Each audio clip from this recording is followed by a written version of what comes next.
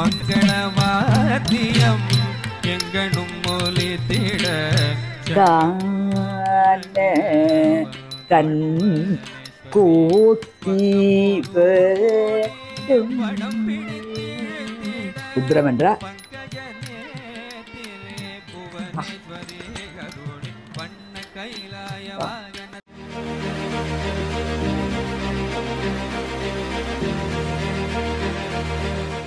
வீரகேசரி நேயர்களுக்கு வணக்கம். மீண்டும் சங்கமம் நிகழ்ச்சியூடாக உங்களை சந்திப்பதில் மிக்க மகிழ்ச்சி.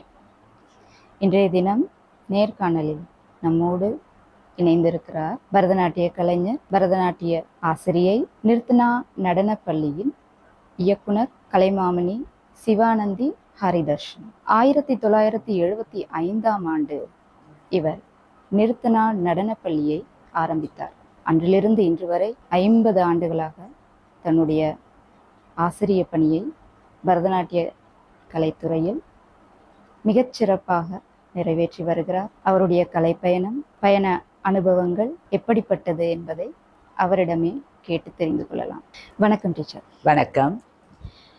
பரதநாட்டிய கலைத்துறையில் ஆசிரிய பணி ஏற்று நடத்தி 50 வருஷம் பூர்த்தியாயிருக்கு. இந்த 50 வருஷ பயணம்ங்கிறது அத்தனை சாதாரண விஷயம் கிடையாது.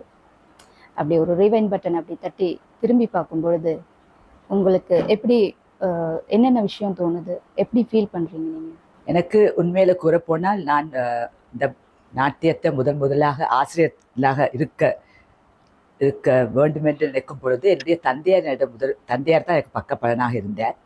அவர் என்னிடம் முதலாக கேட்ட கேள்வி மகள், உங்களுக்கு தனியாக கிளாஸஸ் கண்டக்ட் பண்ண முடியுமா, இல்லாவிட்ட இன்னொரு ஆசிரியரின் கீழே நீங்கள் டான்ஸ் வேலை பார்க்க முடியுமா?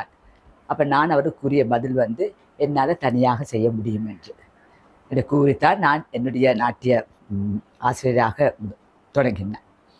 முதலில் எனக்கு ஒரு ஸ்டார்டிங்க்கு ஒரு 7 மாணவிகள் இருந்தார்கள். அவர்களுக்கு நான் இன்னமும் எனக்கு தெரியலை, கடவுளை அனுக்கிரகமாக்கும்.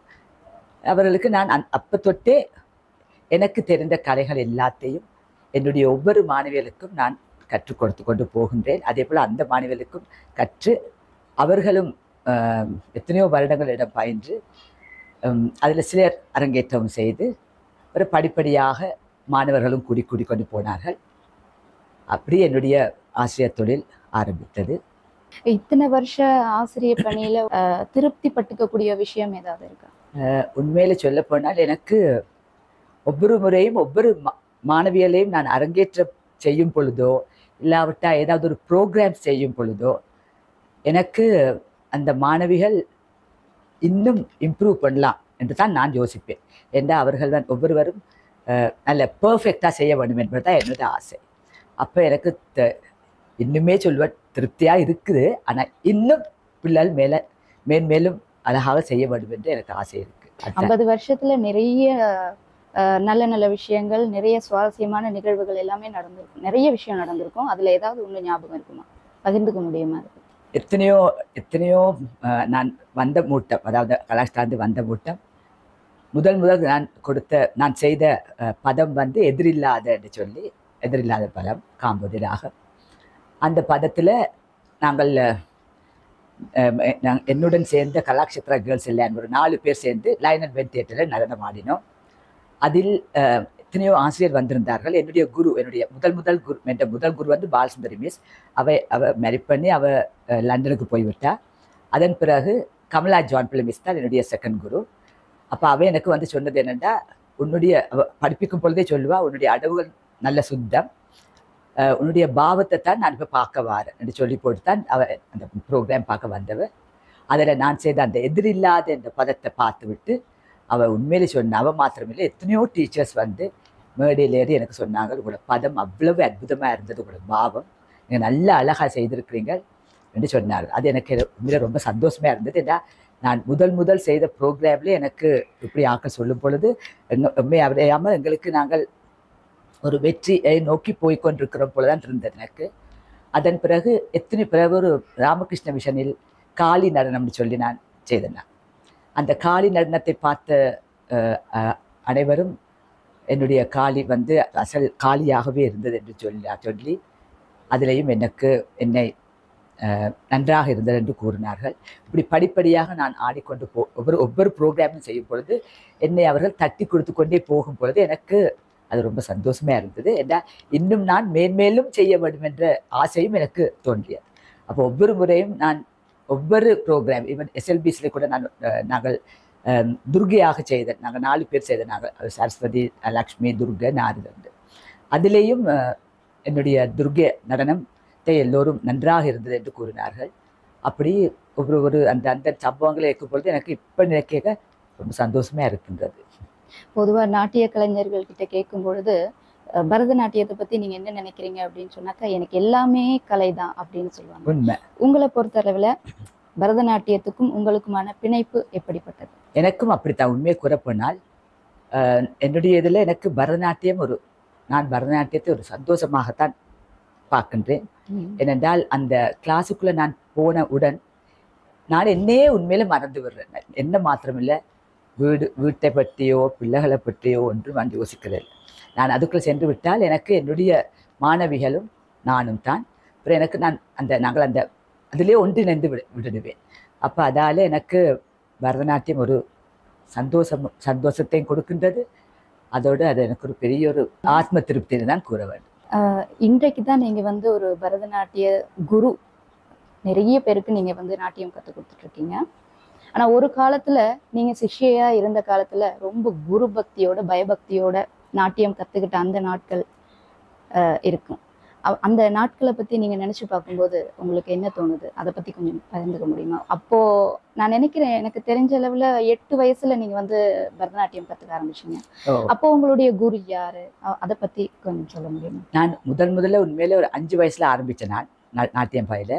அப்போ மிஸ்ஸஸ் பாலசுந்தரி பிராத்தலிங்கம் தான் என்னுடைய குருவாக இருந்தது. அப்போ பாலசுந்தரி கனகசபையாக இருந்தவ. அப்பொழுது அதுக்கு பிறகு எனக்கு என்ன கூட்டிக் கொண்டு போகிறதுக்கு இருந்தபடியாக என் அம்மா அப்பா என்னை ஸ்டாப் பண்ணி போட்டு அப்புறம் 8 வயசில் என்னை கொண்டு போய் சேர்த்தாரு. 8 வயதில் நான் 2 வருடத்திலேயே நான் அவர்கிட்ட 2.5 வருடத்தில் அவர்கிட்ட ஸ்டெப்ஸ் எல்லாம் படித்து அலார்பி ஜதீஸ்வரம், சப்தம், தில்லானா மட்டும் அவரிடம் கற்றுக்கொண்டேன். பின் அவர் திருமணம் செய்யும் பொழுது அவர் கூறினார், நான் ஒரு நல்லொரு மாணவி, என்ன இதோடு நிறுத்த வேண்டாம், தான் கலாக்ஷேத்ராவுக்கு போகிறதுக்கு தான் எந்த உதவியும் செய்து கொடுக்கின்றேன். என்ன அப்போவே வயசு உண்மையாக 9.5 வயசு. அப்போவே 9-10 வயசுக்கிட்ட அப்போவே என்ன கலாக்ஷேத்ராவுக்கு அனுப்புறதுக்கு அவர் சொன்னார். என்ன இப்போ ஒரு காலத்தில் நல்லொரு நடனமணியாக திகழ்வார் என்று கூறினார். அப்போ என்னுடைய பேரண்ட்ஸ் என்னை அனுப்புறதுக்கு விரும்பவில்லை. சின்ன பிள்ளை அப்படியே அனுப்ப முடியாதுட்டார். அப்போ தான் அவர் சொன்னால், என்ன மிஸ்ஸஸ் கமலா ஜான் பிள்ளை மிஸ்ஸிட அனுப்புங்க, அவன் கலாக்ஷேத்ரால் தான் படிச்சுட்டு வந்தவர், அப்போ நீங்கள் அவருடைய கொண்டு போய் சேரும்போது கலாலயத்தில் தான் போய் நான் திருமதி கமலா ஜான் பிள்ளை மிஸ்ஸிட டான்ஸ் கற்றுக்கொண்டேன். போய் சேர்ந்தவுடன் அவர் என்னை பார்த்து சொன்னார், நல்ல அழகாக அடவல் எல்லாம் அழகாக செய்கின்றார். கொஞ்ச நாள் போக போக அவர் தன்னிடம் வரும் சின்ன நானுமே அப்போது சின்ன மாணவி தான், ஆனால் அதை விட சின்ன மாணவிகள் நடனம் பயில வரும்போது அவர்களுக்கு சொல்லிக் கொடுத்த அப்புறம் சொல்லுவார், என்னன்னு சொல்லுவார், நீ போய் அவர்களுக்கு அந்த அடுவலை சொல்லிக் கொடு. அப்போ நான் சின்ன வயதிலேயும் அப்போவே ஆரம்பித்து நான் தான் அந்த பிள்ளைகளுக்கு நான் பயின்ற தாத்தை தைத்த அந்த அடுவல் எல்லாத்தையும் அவர்களுக்கும் சொல்லிக் கொடுத்தேன். அப்புறம் அவரிடம் நான் நினைக்கிறேன் ஒரு 4 வருஷம் டான்ஸ் பயிற்றுவேன். அப்போ எனக்கு வயது 14 வயதில் நான் என்னவோ என்னுடைய தெரியல, என்னுடைய அப்பா யாருடைய கேள்விப்பட்டு கலாக்ஷேத்ராவுக்கு போக விருப்பமா என்று கேட்டார். நானும் ஓகேன்னுட்டேன். அப்போ எல்லா அரேஞ்ச்மெண்ட்ஸும் செய்து என்னை கலாக்ஷேத்ராவுக்கு அனுப்பினார். கலாக்ஷேத்ராவுக்கு அனுப்பின பிறகு அங்கே என்னுடைய முதல் வருடத்தில் நாங்கள் கண்டிப்பாக அடவு தான் செய்ய வேண்டும். அப்போ அடவு அப்போ என்னுடைய டீச்சர் பாமா டீச்சர் அவள் எனக்கு கற்றுக் கொடுத்து கொண்டிருந்தார். அவள் நான் அப்பொழுது டான்ஸ் அப்பவும் நான் அங்கேயும் நல்ல அடவல் நல்ல சுத்தமாக ஆடி இருக்கிறேன்னு நினைக்கிறேன். என்றால் எனக்கு டபுள் ப்ரொமோஷன் கிடைச்சது. 1ஆம் வருடத்துலேருந்து என்ன 3ஆம் வருடத்தில் போட்டார். ஒரேடியா 1லேருந்து 1ஆம் வருடம் படித்து முடித்து பிறகு 3ஆம் வருடத்தில் மூன்றாம் வருடத்துல நாங்கள் அலார்பி அவையில் வந்து அலார்பி ஜெஸ்லாம் முதலே கற்றுக்கொண்டார்கள். அப்போ நான் அங்கே போய் சேரும் பொழுது திருப்பி எங்களுக்கு அங்கே அலார்பி ஜெஸ்ட் தான் எடுப்பார்கள். அப்போ நான் நல்ல நேரம் இங்கே அலார்பி ஜெஸ் படித்தபடியா அப்போ அங்கே அவர் கற்றுக்க அந்த அவர்களை திருத்தி அவர் அந்த கலாக்ஷேத்ரா இதில் நான் படித்ததும் கலாக்ஷேத்ரா பாணி தான். ஆனால் அப்படியே போய் பிறகு என்ன முதல் வருடத்திலேயே என்னை அந்த ஃபோக் ஐட்டம்ஸை செய்ய அது நார்மலாக இந்த பெருசாக அப்படியே எடுக்க மாட்டேன். ஆனால் நான் வந்து முதல் வருடத்திலேயே என்ன செகண்ட் கிரேடில் இருக்கிற பிள்ளைகளோட ஃபோக் ஐட்டம்ஸ் ஆடுறதுக்கு எடுத்துக்கொண்டார்கள். அப்போ நாங்கள் பல இடங்களுக்கெல்லாம் சென்று ஃபோக் ஐட்டம்ஸ் எனக்கு நல்ல ஞாபகம் இருக்குது. தீப கர்ப்பா மஞ்சர கர்ப்பாண்டு, அதாவது ஜோனே சகிபாலே என்ற ஒரு பாட்டு, அந்த பாட்டுக்கும் அப்புறம் மேகோலோ காஜிகேடு அந்த பாட்டுக்கும் நாங்கள் தாளம் தட்டி செய்தனாங்க. அப்படியே என்னுடைய ரெண்டாம் வருடத்தில் எனக்கு லீலா மிஸ் தான் எனக்கு படிப்பிச்சவர் அவர். அதுக்கு பிறகு மூன்றாம் வருடம் வரும்பொழுது அது என்ன ஃபைனல் இயர். அப்போ அந்த டைமில் எனக்கு சாரதா ஹாஃப்மேண்டு அவவும் நல்ல ஸ்ட்ரிக்ட் டீச்சர், நல்ல 3 பேரும் ஸ்ட்ரிக்ட் டீச்சர். ஆனால் அவன் அவவும் நல்லா சொல்லிக் கொடுப்பா. எல்லாரும் மற்ற அவ பிடிக்க சொல்கிறவர் நல்லோட அடவல் அவருடைய பாவங்கள் எல்லாம் நன்றாக இருக்கும். அப்போ அவர்கிட்ட நான் போய் பயின்றேன். அப்போ எனக்கு ஒரே ஒரு நல்ல ஒரு சம்பவம் என்னென்னா, நான் ஒரு முறை நாங்கள் எல்லோரும் சேர்ந்து நடனம் ஆடிக்கொண்டு இருக்கும் பொழுது கிளாஸில் அவர் என்ன முதல் திருத்தி கொண்டு வந்தார். பிறகு என்ன திருத்தாமல் விட்டுட்டார். கொஞ்சம் 2-3 கொஞ்சம் ஃபியூ கிளாஸ் திருத்தவில்லை. அப்போ எனக்கு சரியான கவலையாக போயிட்டுது. அப்போ நான் ஒரு நாள் பார்த்தேன் சரி வராதுன்ட்டு ஒரு நாள் கத்தி அலத்தோயிட்டேன். அப்போ அவர் கேட்டார், நீங்கள் இப்படி நீங்கள் என்ன நடந்தது? இல்லை டீச்சர், நீங்கள் எல்லாரையும் திருத்துறீங்க, என்ன மாத்திரம் திருத்துறீங்க. அப்பா சொன்னார். அப்போ அந்த கிளாஸ்ல யங்கஸ்ட் நான் தான். ஓடி போய் கண்ணை துடைச்சிட்டு வாங்க போங்கன்னு சொல்லிட்டு சொன்னார். நீங்கள் வடிவாக செய்கிறீங்க, அப்புறம் என்னத்துக்கு நான் உங்களை என்ன திருத்துறதுன்னு சொன்னேன். அப்போ அது எனக்கு உண்மையிலே சொல்லணும். அதெல்லாம் யோசித்து பார்க்கும் பொழுது எனக்கு நிறைய சந்தோஷமாக தான் இருக்கின்றது அந்த அப்படிப்பட்ட குறிப்பிட்ட விஷயம். அப்புறம் என்ன ரஷ்யாவுக்கு போகிறதுக்கும் என்ன பாஸ்போர்ட்லாம் எடுத்து எல்லாம் கலாக்ஷேத்ரா மூலமாக போய் ப்ரோக்ராம் செய்கிறதுக்கு எடுத்தார்கள். அதுவும் எனக்கு சந்தோஷமாக இருந்தது. ஆனால் அது என்னுடைய ஃபைனல் இயர்.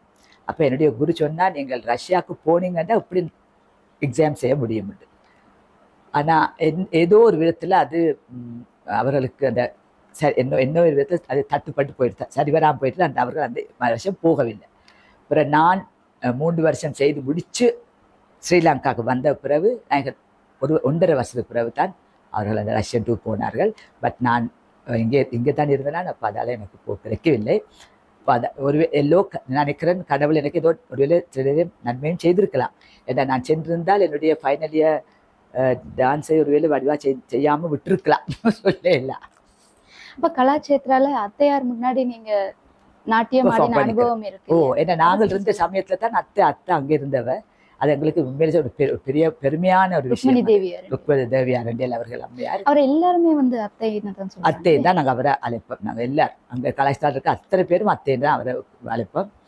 அவருக்கு முன்னால பல தடவை நாங்கள் நடனம் ஆடி இருக்கிறோம். ஏன்னா நாங்கள் அங்கே இருக்கிற நாட்டிய நாடகங்கள் எல்லாத்தையும் செய்யும் பொழுது அவரும் வந்து முன்னின்று இருந்து பார்ப்பா. அப்போ நாங்கள் அவருக்கு முன்னாலெல்லாம் நிறைய நாட்டியம் செய்திருக்கிறோம். அந்த பெருமை எங்களுக்கு உண்டு இதுதான் சொல்ல வேண்டும். நிறைய குருக்கள்கிட்ட நீங்கள் வந்து நாட்டியம் கற்றுக்கிட்டீங்க இல்லையா? அவங்கள்ட்ட இருந்து என்ன பெரிய பாடங்களை நீங்கள் வந்து கற்றுக்கிட்டீங்க? சொல்லப்போனால் அந்த இப்போ நான் செய்கிற ஒவ்வொரு அதாவது அழுத்தங்கள், பாவங்கள் எல்லாம், அதாவது அவர்கள் ஒரு பரதநாட்டியத்துக்கு என்னத்தை கற்றுக் கொடுக்கின்றார்களோ அத்தனையும் அவங்களுக்கு கற்றுக் கொடுத்துருக்காரு. நெடுக அரமண்டி போங்கோ, காலப்புரட்டுங்கோ, தூக்கி தட்டுங்கோ, அதை நெடுகவும் அவர்கள் சொல்ல அவங்களோட காதுக்குள்ளே விழுந்து கொண்டே இருந்தது. அதே தான் நான் இப்போ என்னுடைய மாணவர்களுக்கும் சொல்லிக் கொடுத்து கொண்டிருக்கின்றேன். அப்போ அதெல்லாம் அவர்கள் சொன்னதால தான் நான் சொல்லக்கூடியதாக இருக்கின்றது. சில ஆக்கள் நெடுகவும் அரமண்டி போங்கோ, காலப்புரட்டுங்கோன்னு சொல்ல மாட்டார். ஆனால் கலாக்ஷேத்ரால அது அப்படி இல்லை. அதில் எந்த நேரமும் அரமண்டி போங்கோ, காலப்புரட்டுங்கோ, தூக்கி தட்டுங்கோ, கையை அப்படி பிடிங்கோ, நாட்டியார் மழை பிடிங்கோ, முதல் சுத்தமாக இருங்கோ, பிறகு நல்ல பாவம் செய்யுங்கோன்னு சொல்லிக்கொண்டே இருப்பார்கள். அப்போ அது எங்களோட காதுக்குள்ளே போக போக அது எங்களை அறியாமலே அது எங்களுக்கும் வந்து கொண்டிருக்கும் தான் நான் நினைக்கின்றேன். அப்படித்தான் என்னுடைய மாணவர்களுக்கும் நான் இன்று வரை சொல்லிக் கொடுத்து கொண்டு போகிறேன். கலாட்சேத்ரா பாணிக்குன்னு தனியாக ஏதாவது கலாட்சேத்ரமான அம்சங்கள் இருக்கு? பந்திரநல்லூர் தான் கலாட்சேத்ரா பாணி. மட்டுமல்ல கலாட்சேத்ரான்னு சொன்னாலே எல்லோருக்கும் விளங்கும். ஏன்னா அது அங்கே படிச்சுட்டு வந்த பிள்ளைகள்கிட்ட ஒரு நல்லொரு சுத்தத்தை நீங்கள் எதிர்பார்க்கலாம். அதாவது அடவுகள் எல்லாம் சுத்தமாக தான் இருக்கும். பாவங்களும் செய்வார்கள். பாவம் வந்து என்ன சொல்லுங்க, நாங்கள் வந்து நாங்களா பாவங்கள் சொல்லியெல்லாம் கொடுப்பார்கள். ஆனால் பிறகு நாங்கள் அதை உணர்ந்து செய்ய வேண்டும். என்ன அப்போ ஒவ்வொரு பிள்ளைகள்கிட்ட ஒரு ஒவ்வொரு வித்தியாசமாக இருக்கும். இப்போ நாங்கள் பாவம் செய்கிறதா இருந்தாலும் நாங்கள் அது உணர்ந்து செய்தால் தான் அந்த பாவத்தை நாங்கள் வெளிக்கொண்டு வர முடியும். அப்போ அது ஒவ்வொரு மாணவியல்டையும் ஒவ்வொரு ஆசிரியர்கள்டையும் அது அவர்களுடைய பொறுப்பு. அவர்கள் தான் உணர்ந்து செய்திருந்தால் அது வடிவாக வெளிப்படுத்துவார்கள்.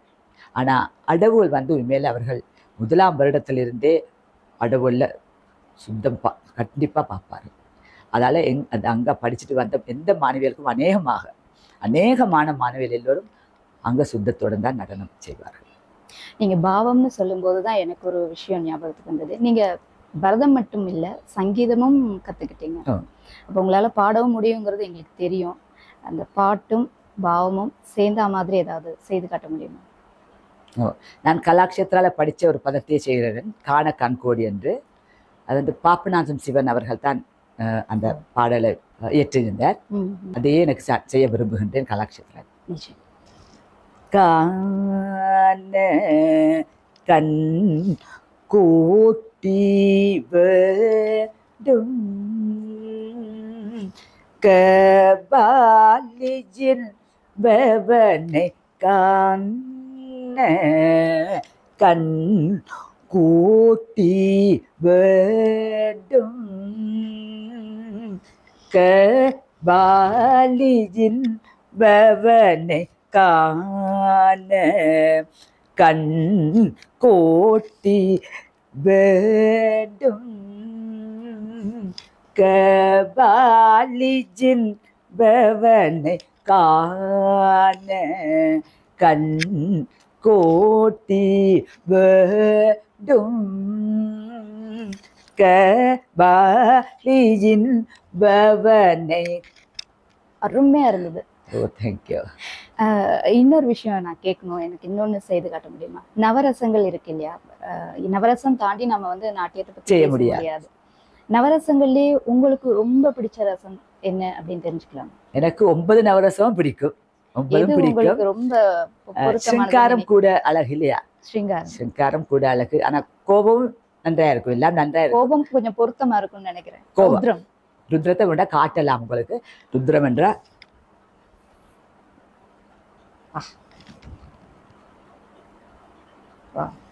அது ருத்ரம். நிர்த்தனா நடனப்பள்ளி 1975 நீங்க வந்து ஆரம்பிச்சீங்க. அந்த நடன பள்ளிக்கு பேரிட்டதும் வந்து என்னுடைய 2வது குரு திருமதி கமலா ஜான் பிள்ளை டீச்சர் தான். அவர் தான் அந்த பேரை தந்தார். இப்ப அந்த நடன பள்ளி எப்படி இயங்கிட்டு இருக்கு, அதை பத்தி சொல்ல முடியுமா? ஆரம்பத்தில் ஒரு 7, நான் சொன்ன உங்களுக்கு ஸ்டார்ட் பண்ணிக்க 7 பிள்ளை. அப்புறம் படிப்படியாக எனக்கு மாணவியல் கூடிக்கொண்டே போனார்கள். அவர் 55 பிள்ளைகளுக்கு நான் அரங்கேற்றம் செய்துள்ளேன். அநேகமாக அவர்கள் நிறைய மேடையில் நடனம் ஆடி இருக்கின்றார்கள் எங்களோட பிள்ளைகள் எல்லாரும், ஸ்டூடெண்ட்ஸ் எல்லாரும். இப்படி படிப்படியாக மேலே மேலே அதாவது ஸ்டூடெண்ட்ஸும் கூடிக்கொண்டு போனார்கள், பிள்ளைகளும் அழகாக செய்து கொண்டு போனார்கள் நான் நினைக்கிறேன். ஆனால் இன்னும் எங்களோட பிள்ளைகள் எல்லாம், நான் இப்போ எல்லாரையும் என் பிள்ளைகள் எப்போவும் சொல்லுவேன், இன்னும் பிள்ளைகள் திருந்த இருக்கு. நாங்களே படிக்கிறதுக்கு நிறைய இருக்கு.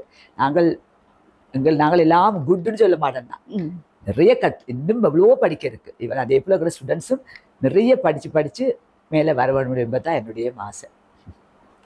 50 வருஷம் 55 அரங்கேற்றம். 55 அரங்கேற்றம், ஒவ்வொரு அரங்கேற்றத்துலேயும் நீங்கள் வந்து எப்படி உங்களை தயார்படுத்திக்குவீங்க? ஏன்னா விஷயம் புதுசு, ஒவ்வொரு விஷயமும் புதுசாக நம்ம பண்ண வேண்டியதில்லை. எப்பவுமே எல்லா அரங்கேற்றமும் ஒரே மாதிரி செய்ய முடியாது இல்லையா? அப்போ நீங்கள் எப்படி உங்களை தயார்படுத்த ஒரு நடன ஆசிரியராக? உண்மையை சொல்லப்போனால் இப்போ ஒரு அரங்கேற்றம் வரப்போகுதுன்னு சொன்னால் நான் அந்த பிள்ளைகளுக்கு உருப்படிகளை தயார்படுத்துவேன். அதாவது ஜதீஸ்வரம் என்றால் அதில் ஒரு புது உருப்படியாக இருக்க வேண்டும். அது பிறகு சப்தம் என்றாலும் அதுலேயும் ஒரு புது உருப்படியை சேர்த்துக்கொள்வேன். அதில் அட்லீஸ்ட் ஒரு 4-5 உருப்படிகளாவது புதுசாக கம்போஸ் பண்ணி விடுவேன். அப்போ அந்த கம்போஸ் பண்ணுறதும் ஒரு ஈஸி இல்லை. நாங்கள் இருந்து அதுக்குண்டு நேரம் மெனக்கிட்டு யோசித்து நான் பல தடவை கம்போஸ் பண்ணி அதை வெட்டி திருப்பி ரீகம்போஸ் பண்ணியும் செய்துள்ளேன்.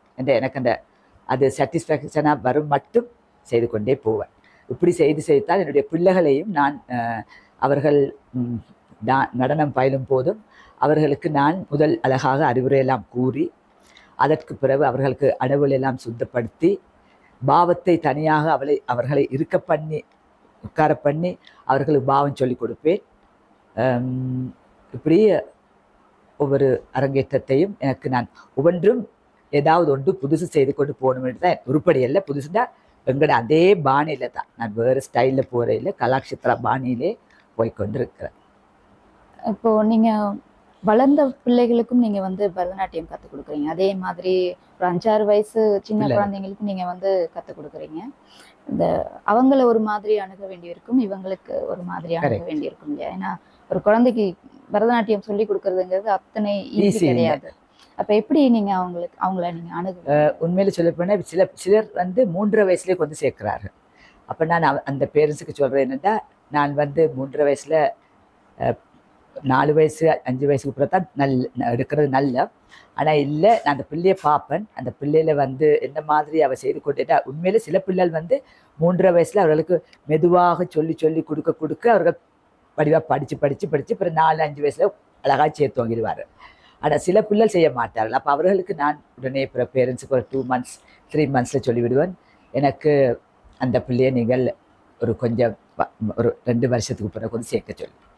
ஆனால் அந்த பிள்ளைல நாங்கள் வந்து அவர்களை ஏச முடியாது. ஏசின உடனே தங்களுக்கு டான்ஸ் வேணாம்னு சொல்லிடுவாங்க. அப்போ அவர்களை நாங்கள் மென்மையாகத்தான் ஹேண்டில் பண்ணணும் அவர்களை. அப்போ அந்த மாதிரி அவர்களுக்கும் பெரியவர்கள் இருந்தால் அவர்களை உண்மையில அவர்களுக்கும் மென்மையாக தான் சொல்லிக் கொடுப்பேன். ஆனால் அவர்கள் அழகாக செய்யாட்டி எச்சும் கொடுப்பது உண்டு. டீச்சர், உங்ககிட்ட ஆண் பிள்ளைகள் நடனம் கற்றுக்குறாங்களா? என்னுடைய உண்மையை கூறப்போனால் ஸ்ரீமதி அருந்ததி ஸ்ரீரங்கநாதன் அவர்களுடைய மகன் சாரங்கன் அவர் என்னிடம் தான் நடனம் பயின்று அரங்கேற்றம் பண்ணியுள்ளார். ரொம்ப அழகாக செய்தார் நடனம். அவர்கள் வந்து இப்போ சிலர் கூறுவார்கள், நடனம் பயிலும் ஆண்கள் நடனம் பயின்றால் அவர்கள் அந்த பெண்கள் மாதிரி அவர்களோட செய்கை இருக்கும் உண்டு. அது எல்லாரையும் சொல்ல முடியாது. ஏனென்றா அது வந்து ஆக்சுவலி அந்த அவர்களை நாங்கள் படிப்பிக்கும் முறையும், அதாவது அவர்களுக்கு ஆண்மையாகவே படிப்பிக்கொண்டு போக வேணும். நீங்கள் அப்படி இப்படிங்கோ அந்த அப்படி சிலர் வந்து அவர்களுடைய நேச்சர் வந்து கொஞ்சம் பெண்கள் போல இருந்தால் அவர்கள் அப்போ அந்த மாதிரி பெண்கள் போல அந்த பெண்கள் போல நடனம் ஆட பார்ப்பார்கள். ஆனால் உண்மையை சொல்லப்போனா அருந்ததி ஸ்ரீரங்கநாதன் மகன் எல்லாமே எத்தனையோ ஸ்டூடெண்ட்ஸ் வந்தவேல். ஆனால் அவர்கள் எல்லோரும் ரொம்ப அழகாக பண்ணினார்கள். அவர் ஆண்மையாக அழகாக ஆடினார்கள். நிறைய போட்டிகள் நடக்குது இல்லையா? நிறைய பரதநாட்டிய போட்டிகள் நடக்குது. அங்கே நீங்கள் நடுவராக கூட இருந்திருக்கீங்க, நிறைய சந்தர்ப்பங்கள் செய்திருக்கிறேன். இப்போ போட்டின்னு வரும்பொழுது மதிப்பெண்கள், அந்த போட்டியாளர்களுக்கு மதிப்பெண்கள் வழங்குறாங்க இல்லையா? எந்த அடிப்படையில் மதிப்பெண்கள் வழங்குறாங்கன்னு சொல்ல முடியுமா? இப்போ அவர்களோட அங்க சுத்தம் பார்ப்பார்கள், பாவம் பார்ப்பார்கள், அவர்கள் அதை எப்படி ப்ரெசென்ட் பண்ணுறேன்னு பார்ப்பார்கள். இதெல்லாம் வைத்துத்தான் அவர்களுக்கு நாங்கள் மார்க்ஸ் போடுவோம். ஆனால் பொதுவாக இப்போ அதில் ஒரு 5 பேர் இருப்போம் ஜட்ஜஸ். அப்போ அதில் எல்லாருடைய அந்த மதிப்பெண்ணும் ஒன்றாக இருந்தால் தான் அவர்களுக்கு முதல் மார்க் கிடைக்கும். ஆனால் அநேகமாக அது அவங்களுக்கு அப்படியே அமைந்து விடும். இந்த எல்லாருடைய பார்வையும் ஒரு சில 1-2 பேர் கொஞ்சம் அந்த போட வேண்டிய பிள்ளைக்கு போடாமல் அவர்களுக்கு அவர்கள் வேறு கண்ணோட்டத்தை பார்த்து அந்த மற்றது மார்க்ஸ் போட்டிருந்தாலும் சேர்த்து போடேக்க நாங்கள் முதலாக வர்ற பெண்ணுக்குத்தான் அதாவது குழுக்குத்தான் அந்த மார்க்ஸ் விழும். அவர்கள் தான் முதலாக வருவார்கள். அப்போ எல்லோருடைய கண்ணோட்டமும் ஒன்றா தான் இருக்கும் உண்டு. ஆனால் முதல்ல அங்க சுத்தங்கள்லாம் பார்ப்போம். ஏன்னா அங்க சுத்தம் கண்டிப்பாக பார்க்கணும், பாவம் பார்க்க வேணும், அப்புறம் அவள் என்ன மாதிரி அதை ப்ரெசன்டேஷன் செய்யணும்னு பார்க்கணும். இப்படியே வந்து ஒவ்வொன்றையும் பார்த்து தான் நாங்கள் அவர்களுக்கு மார்க்ஸ் போடுவோம். நாட்டியம் ஆடுறவங்களுக்கு வந்து அவங்க கொஞ்சம் அழகாக இருக்கணும், கொஞ்சம் நிறமாக இருக்கணும் அப்படின்னு ஒரு சிலர், வெகு சிலர் மட்டுமே அந்த கருத்தை சொல்கிறாங்க இல்லையா? இதை நீங்கள் இப்படி நான் என்னுடைய கண்ணோட்டத்தில் பார்க்கும் பொழுது எனக்கு நான் அழகு அப்படி பெருசாக பார்க்குறது இல்லை. ஏனெண்டா அந்த செய்கிற பிள்ளை தன்னுடைய நாட்டியத்தை அழகாக வெளிப்படுத்தினாலே எனக்கு அது போதும் என்று போல தான் நான் யோசிப்பேன். அவர் தன்னுடைய பாவத்தை அழகாக வெளிப்படுத்தி அங்க சுத்தத்தோட நடனம் ஆடினாலே அதே போதும் என்று நான் யோசிப்பது உண்டு. 2017 நிர்த்தனா நடனப்பள்ளியுடைய 42வது வருஷ ஆண்டு விழா நிகழ்ச்சியில மேடையில நீங்களும் வந்து நடனம் ஆடினீங்க தானே. அதே மாதிரி இப்போ அதை விட ஒரு ஸ்பெஷலான ஒரு நிகழ்வு தானே 50வது வருஷங்கிறது. நிர்த்தனா நடனப்பள்ளிக்கும் சேர்த்து உங்களுக்கும் சேர்த்து ஒரு 50வது வருஷங்கிறது கொஞ்சம் சிறப்பான விஷயம். இந்த நிகழ்ச்சியில இப்ப இனி நடக்க போகுது, இந்த நிகழ்ச்சியில உங்களுடைய நாட்டியத்தை எதிர்பார்க்கலாமா? நிச்சயம். என்னோட மாணவியருடன் சேர்ந்து நான் நடனம் செய்கிறேன். ஏனென்றால் ஆக்சுவலி அந்த 15ஆம் ஆண்டு நானும் மகளும் ஒரு கீர்த்தனம் செய்தோம், ஒரு பதமொழி செய்தோம், குழலிசை அமுதூட்டி. அதற்கு பிறகு நாங்கள் எல்லோரும் சேர்ந்து தில்லான எங்களோட மாணவியருடன் சேர்ந்து நான் தில்லான நடனம் ஆடினேன். அதுதான் நம்ம கனோ வருஷத்துக்கு பிறகு ஆடின டான்ஸ். பிறகு அந்த இப்போ அந்த மற்ற பிள்ளைகள், அதாவது அதை பார்த்த பிள்ளைகள் எல்லாரும் அதுக்கு முதல் ஜூனியராக இருந்த பிள்ளைகள் விஷ்ணுகர் எங்களோட சேர்ந்து ஆடவில்லை என்று சொல்லி இப்போ நான் அவருடன் சேர்ந்து அவருடனும் என் மகளோடையும் சேர்ந்து நடனம் செய்ய இருக்கின்றேன். நிச்சயமா அந்த ஒரு நிகழ்வை பார்க்கறதுக்காக நாங்களும் காத்துட்டு இருக்கோம். கண்டிப்பா. அதே மாதிரி இந்த நிகழ்ச்சியில நீங்க கட்டாயம் எங்களுக்கு ஒரு நடனம் ஆடி காட்டணும் அப்படின்னு நாங்கள் ஆசைப்படுறோம். கண்டிப்பா நானும் என் மகளுடன் சேர்ந்து நடனம் ஆடி காட்டணும். நாட்டியம் கத்துக்க விரும்புகிற மாணவர்களுக்கு நீங்க கொடுக்கக்கூடிய அறிவுரை என்ன? நடனம் கற்க வரும் ஒவ்வொரு மாணவியலும் கடுமையாக உழைக்க வேண்டும். அவர்கள் முதலில் அங்க சுத்தங்கள் ரொம்ப அழகாக, அதாவது அரமண்டி, கால் புரட்டி இதெல்லாம் கவனித்துத்தான் அவர்கள் செய்ய வேண்டும். இன்னொன்று அவர்களுக்கு பொறுமையும் இருக்க வேண்டும். என்றால் சிலர் வந்து இப்போ சில பிள்ளைகளை விட சில பெற்றோர் தங்களுடைய மகள், நான் உண்மையில ஒரு அடவு பிள்ளை பயிலும் பொழுது அவர்கள் வாரதே கிளாஸுக்கு ட்வைஸ் வீக் தான் வருவார்கள். அப்போ அந்த ஒரு கிழமைக்கு 2 தரம் வரும்பொழுது அவர்கள் அது சில நேரம் ப்ராக்டிஸ் பண்ணாமலும் வரக்கூடும். அப்போ அந்த மாணவியல் ப்ராக்டிஸ் பண்ண வேணும். அந்த மாணவியலுக்கு நான் 4.5 வருஷம் அடவுகள் பயிற்று. சில பேரண்ட்ஸுக்கு அது விளங்குவதில்லை. அவர்கள் நினைக்கிறார்கள் நாங்கள் அந்த பிள்ளைகளை இழுத்து அடிக்கிறோம் என்று தான் யோசிப்பார்கள். ஆனால் அவர்கள் யோசிக்கிறே இல்லை. அந்த அடவு தான் பேஸ்.